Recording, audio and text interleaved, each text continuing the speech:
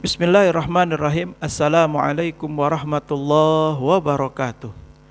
Alhamdulillah wassalatu wassalam ala Rasulillah wa ala alihi wa sahbihi wa man wala amma ba'du. Hari ini kita belajar sebuah nasihat yang disampaikan oleh ahli hikmah, ya. Orang-orang soleh zaman dahulu.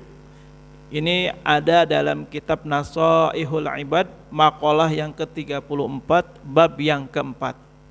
Nah, nasihat kali ini yakni memberikan kita gambaran bahwa setiap manusia memiliki kecenderungan, memiliki kecondongan. Nanti kita akan ketahui manusia yang condong terhadap dunia itu akan bagaimana, dan manusia yang condong akan akhirat itu akan bagaimana. Nah, mudah-mudahan ketika kita tahu ini menjadi pelajaran bagi kita, biar kita bisa menjauhkan kalau itu sebuah keburukan, kita bisa melakukan kalau itu sebuah kebaikan. Mudah-mudahan ini menjadi amal soleh bagi kita semuanya, ya. Saya akan bacakan kalimatnya. Wa an ba'dil hukama man ishtaghala bisyahawat fala budda lahu minan nisa. Wa man istaghala bi jami'il mal fala budda lahu minal haram. Wa man istaghala bi manafi'il muslimin fala budda lahu minal mudarah. Wa man istaghala bil ibadah fala budda lahu minal ilm.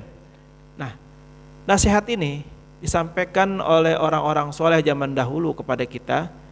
Mereka memberikan sebuah pandangan yang ini bisa menjadi nasihat bagi kita. Apa yang dikatakan oleh mereka? Barang siapa yang sibuk dengan urusan syahwat, lihat, orang-orang yang sibuk dalam urusan syahwat, kecondongannya ini nggak bisa dipungkiri, ini nggak bisa dibantah. Apa itu?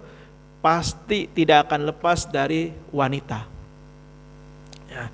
Jadi orang-orang yang selalu bergumul dengan syahwatnya, maka dia tidak akan lepas dari yang namanya sosok wanita, karena wanita ini sumbernya syahwat.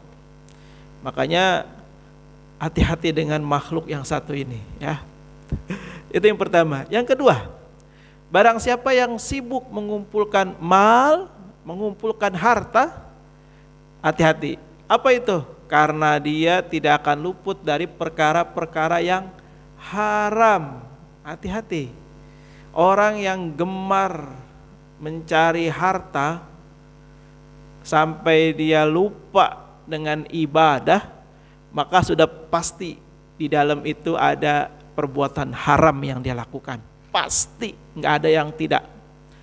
Karena tidak mungkin harta yang baik, harta yang halal sampai membuat si pemilik harta meninggalkan kewajiban-kewajiban agamanya, ya.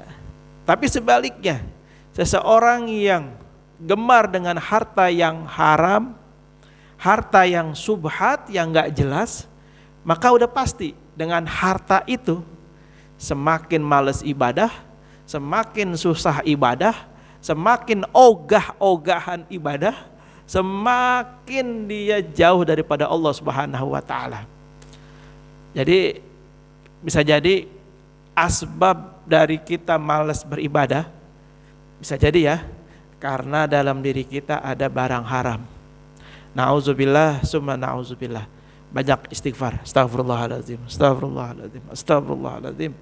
Mudah-mudahan ya, yang lupa, yang khilaf dari kita, Allah maafkan sehingga kita dimudahkan oleh Allah untuk beribadah, untuk melakukan kewajiban-kewajiban, melakukan ketaatan-ketaatan. Mudah-mudahan ya. Kemudian yang ketiga apa? Yang ketiga ini tentang akhirat nih. Ketiga dan keempat tentang akhirat. Yang ketiga ini adalah barang siapa yang sibuk memberi manfaat kepada kaum muslimin, kepada sesama orang-orang yang seperti ini, maka pasti memiliki ya akhlak yang baik. Dia lemah lembut, dia bijaksana, baik dalam ucapan, dalam tindakannya. Kenapa? Karena dia menyebarkan kebaikan, menyebarkan kebermanfaatan.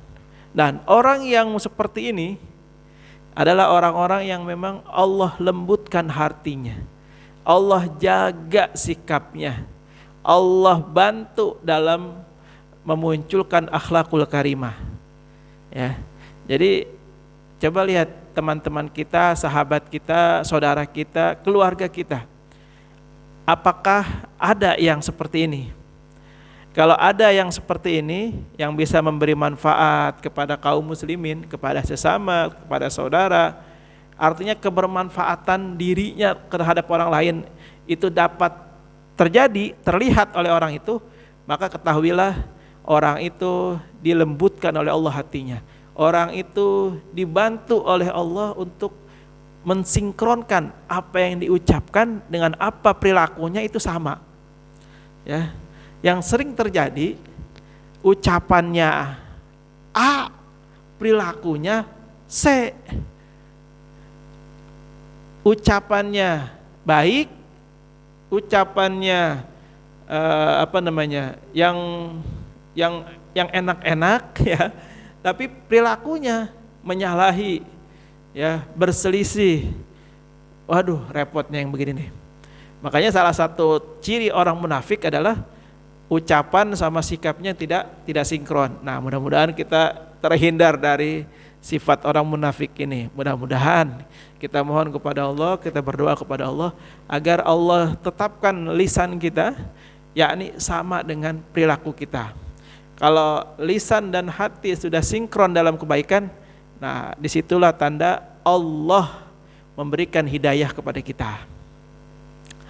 Yang keempat, yang terakhir, barang siapa yang sibuk dengan ibadah, senang ibadah, mengerjakan puasa, mengerjakan sholat, mengerjakan haji, mengerjakan infak, baca Quran.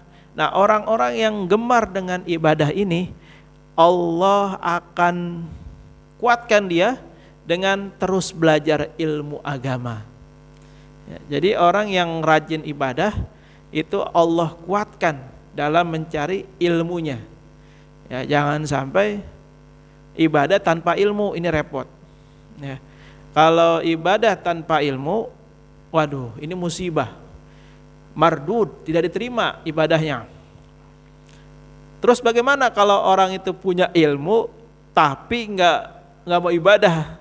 Itu gimana? Itu kata guru saya seperti punya pohon nggak berbuah. Apa? Ya udah cuma daun doang. Berarti daun ini ada manfaatnya nggak? Ada. Minimal bikin teduh. Orang yang punya ilmu, walaupun dia tidak mengamalkan ilmunya, itu masih mending daripada nggak punya ilmu, daripada beramal tanpa ilmu. Kenapa? Karena kalau dia punya ilmu, suatu hari dia sadar, dia tahu harus mulai dari mana, dia tahu harus melakukan apa. Nah, ini pentingnya ilmu ya. Tapi yang lebih afdol dan utama, ya ada ilmu, ada amal. Ini yang sempurna, yang idealnya seperti itu ya. Allahu a'lam bishawab. Mudah-mudahan nasihat dari orang-orang soleh yang dulu disampaikan kepada kita, kita bisa mengikutinya ya. Jangan sampai kita selalu bertentangan dengan apa yang sudah Allah tentukan kepada kita. Allahu a'lam bishawab. Mudah-mudahan bermanfaat. Hadanallahu wa iyyakum ajmain. Assalamualaikum warahmatullahi wabarakatuh.